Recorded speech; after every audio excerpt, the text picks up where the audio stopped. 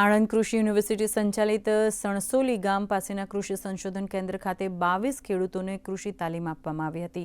આ સંશોધન કેન્દ્ર ખાતે ખેડૂતોને ડાંગરની નવી 2 સંશોધિત જાત GR21 અને GAR201નું નિદર્શન કરવા સાથે નિઃશુલ્ક બીજ વિતરણ કરવામાં આવ્યું હતું।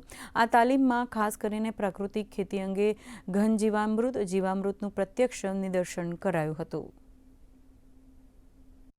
વિસ્તરણ શિક્ષણ પ્રવૃત્તિના ભાગરૂપે આજરોજ અમે ખેડૂતોને 2 જાતની ડાંગર GR21 અને GR201 નામની 2 જાતની ડાંગરના નિદર્શન આપ્યા।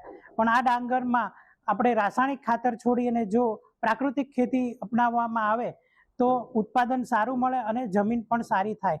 એના માટે આજરોજ અમે ડાંગરના વિતરણની સાથે સાથે જીવામૃત કેવી રીતે બનાવવું તેની પ્રાયોગિક તાલીમ પણ ખેડૂતોને આપી।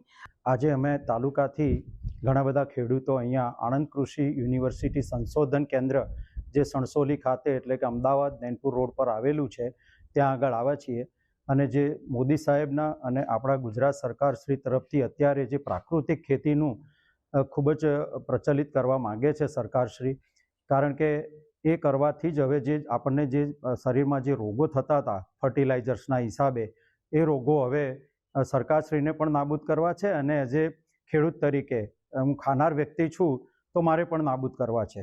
તો એના માટે અમને અહીંયા ટ્રેનિંગ આપવામાં આવી હતી।